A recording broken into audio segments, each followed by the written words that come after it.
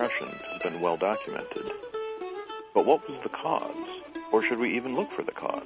We'll ask these questions of our guest, Joshua Wolf-Schenck, author of Lincoln's Melancholy, when we return on Civil War Talk Radio.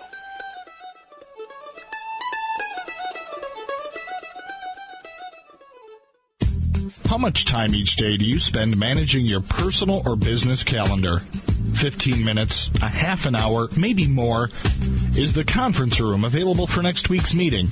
And how many people do you have to ask to find out? Have you ever misplaced or, worse yet, lost your day planner or handheld device? And what do you do about that missing information? Do you own or operate a salon or carpet cleaning business? How about a realty office or any one of 1,000 other service-based organizations? Can your customers make their appointments even when your office is closed? If any of this sounds familiar, then Schedule Online is the solution for you. For more information, call toll-free 888-668-3355. That's 888-668-3355. Or visit us online at www.scheduleonline.com. Before we return to our riveting drama, our sponsor insists that we listen to a radio show about television. I'm Jim Benson, host of A Different Sort, as I direct you toward a galaxy of TV memories guaranteed to leave you spellbound while I present many of the greatest legends in television history on the TV Time Machine, every Wednesday beginning at 4 p.m. right here on World Talk Radio. World Talk Radio, bringing the world to you. To reach a show host or guest during the live show, dial toll-free in North America 866-613-1612. Or if outside the USA and Canada, dial 001-858-268-3068. Welcome back. Civil War Talk Radio. I'm Jerry Prokopovich, talking today with Joshua Wolf-Schenck, author of Lincoln's Melancholy, How Depression Challenged a President and Fueled His Greatness. We talked in our first segment about some of the background, some of the known things about Abraham Lincoln and his tendency toward depression, in particular the episode in 1835 when, shortly after the death of Anne Rutledge of New Salem, Lincoln himself lost his composure, his bearings for some time. There was a second episode in Lincoln's life when he was confined to his room with a black, depressed mental state. Tell us, that was 1841, I believe. Can you tell us about that a little bit? Absolutely. It's very similar in many respects to the first episode, in the sense that there's a combination of great social stress. In the summer of 1835, you have all these people dying, and this terrible weather, and also a young man who's just at the start of a political career and studying for the law, leaving behind one world, entering a new one. In 1840, the winter of 1840 and 41, Lincoln's political career was in a tremendous stress because of the crisis in the Illinois state economy and the contribution to it by this internal improvements program that Lincoln had championed so eagerly. It was just a total wreck. His law career was exceedingly uncertain because his partner and he were dissolving their bond, and his social and romantic life was in absolute disarray, with his closest friend getting ready to leave Springfield, and the question of who he would marry just plaguing him. And anyone with even a passing familiarity of Lincoln's life knows that he had a very troubled courtship with Mary Todd, later Mary Lincoln. All these things came together in the winter of 1840-41, and again you see Lincoln suicidal and depressed, and this time we have a mix of recollected material and also on-the-ground reporting, so to speak, letters written from Springfield, Lincoln's own letters even, and and one of which he declares himself the most miserable man living, and talks about, you know, that he can't go on unless he feels better, and yet he fears that he will never feel better. And he did submit himself to the care of a physician and missed work for about a week or 10 days, and then came back and started working again, but seemed somehow changed from the experience, and very ground down and sober, and apparently, you know, had these questions on his mind for many months, if not years, of, you know, that had been provoked by this depression. The irony is that, you know, it's when we see his life in its full dimension, we see that the very questions he's asking that cause such distress. You know, what makes life worth living, and what do I have to offer, and how can I possibly live a decent life in the face of all the suffering? These are the very same questions that played such a big role in Lincoln's distinguished political career. He's someone who wasn't just trying to get along. He was asking himself the very hardest questions a person can ask, and he continued to do that all through his life. He broke things down to the basics, and he responded from a real core. So we have this similarity then with 1835, where this life-changing moment comes upon him. And we also have the similarity of the same controversy underlying it. Scholars have wondered for years what exactly went on between Abraham Lincoln and Mary Todd in their first engagement, which breaks up right about that time. Or the letter Lincoln later writes where he refers to the fatal 1st of January, yes, 1841. Scholars have speculated back and forth. Was that the breakup with Mary? Was that Joshua Speed leaving town, selling his store? Lincoln bidding farewell to his best friend? Was it something in the legislature? And you've taken the same approach here of saying, well, we don't know, but we do know how Lincoln responded, and let's look right at that. Yeah.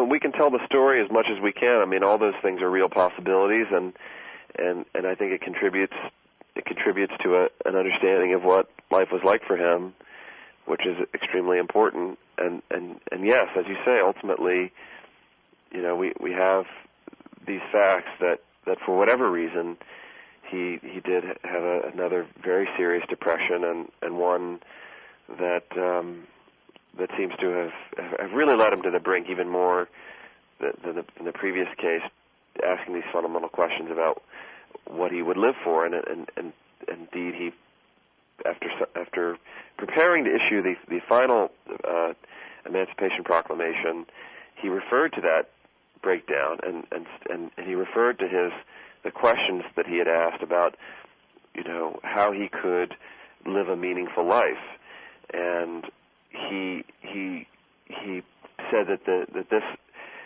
measure for freedom of African American slaves was the realization of that purpose.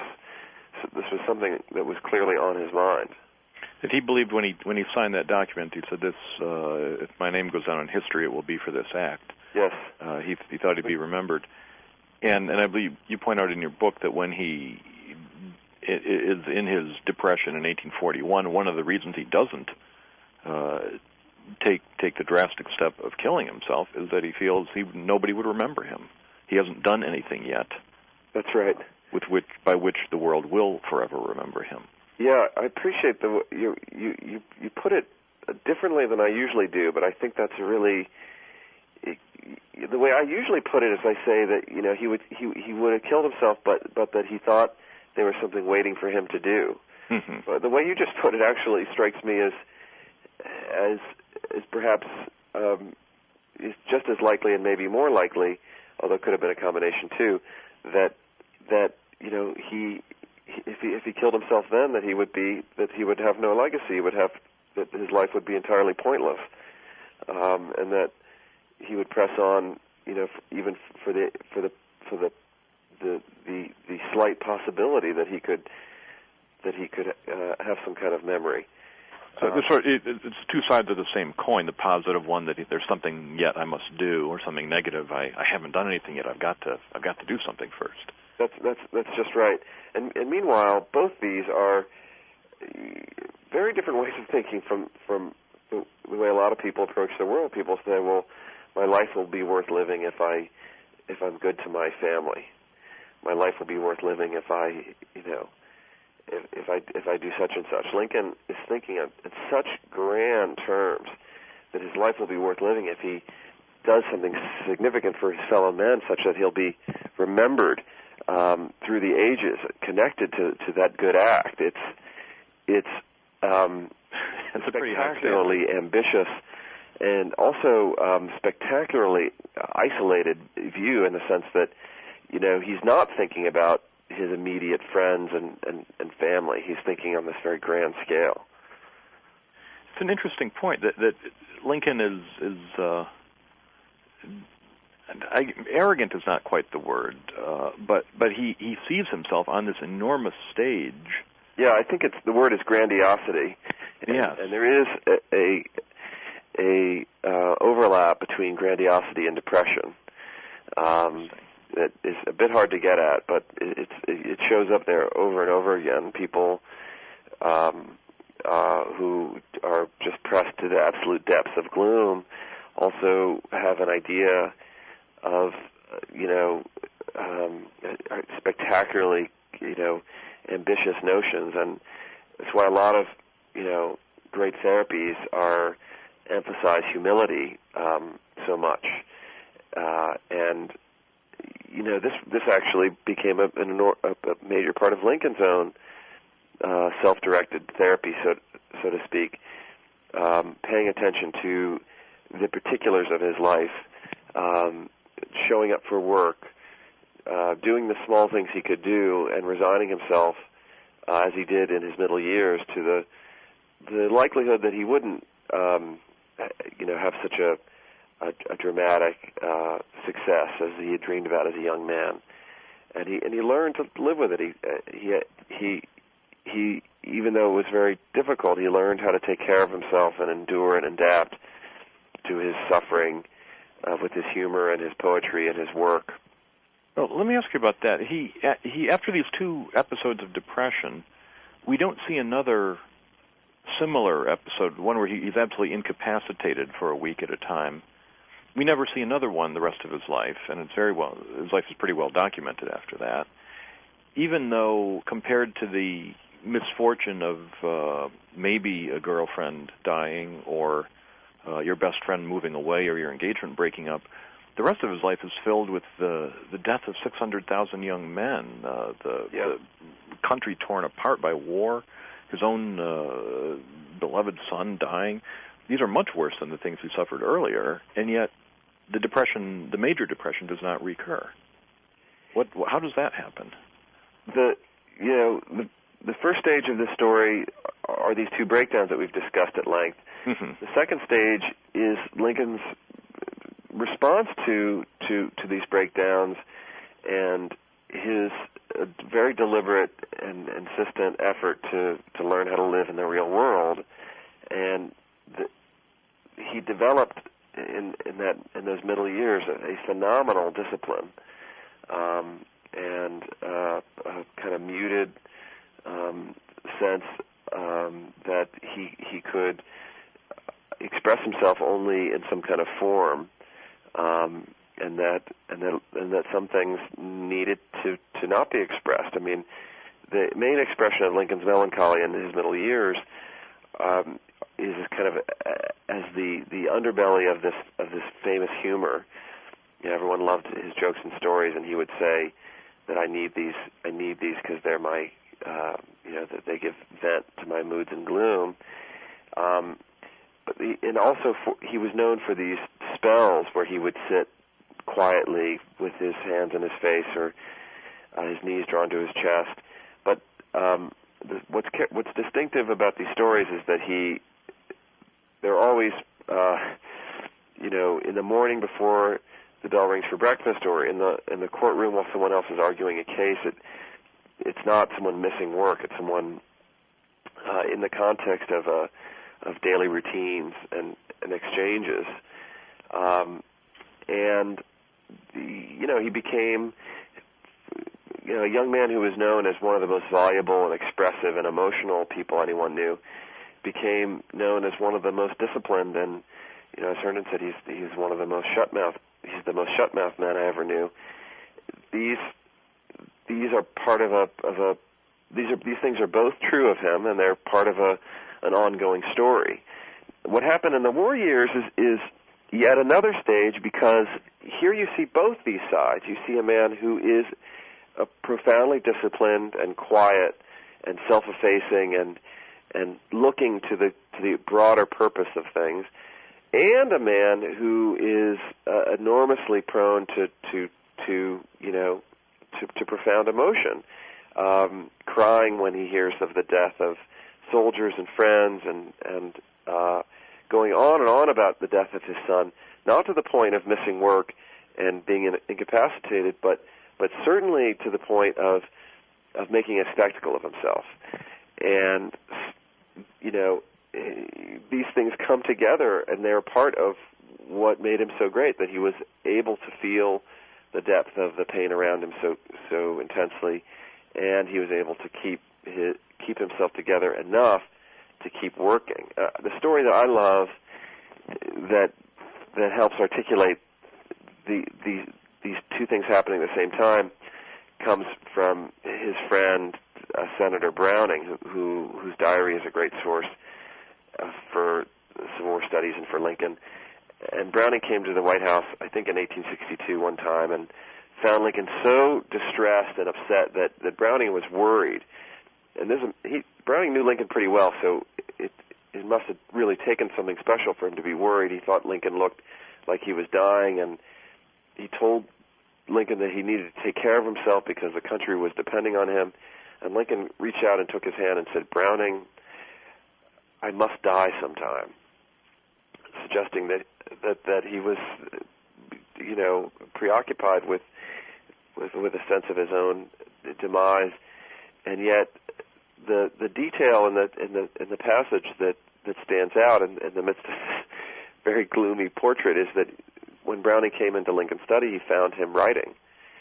And you look at the collected works around the time of that visit, and you see a number of very important state papers. And the idea that he is, sitting there with a pad and a hard surface to write on his lap, as he often wrote, doing both these things at the same time, thinking about the biggest and most difficult things that a person can think about, feeling them personally and acutely, and also doing this work. This is, to me, the image of Lincoln, the war president. And it's not. This doesn't fit with any definition you could find in a textbook, but it is a story that shows up a lot. And I've heard from a number of very high-performing people, leaders in business and artists who perform at an extremely high level, and they say that this is very familiar to them, that it is all part of the same picture very often. And I think it continues to be surprising to me, because it's just so at odds with the dominant portrait in our culture, which is there is illness and there is health, and there's no that they don't have anything to do with one another. And so the idea that depression can be a fuel for greatness is indeed a new way of looking at this. We're going to talk more about this in just another minute. We're going to take a short break. Our guest today is Joshua Wolfshank, author of Lincoln's Melancholy, How Depression Challenged a President and Fueled His Greatness. We'll come back and talk more when we return on Civil War Talk Radio.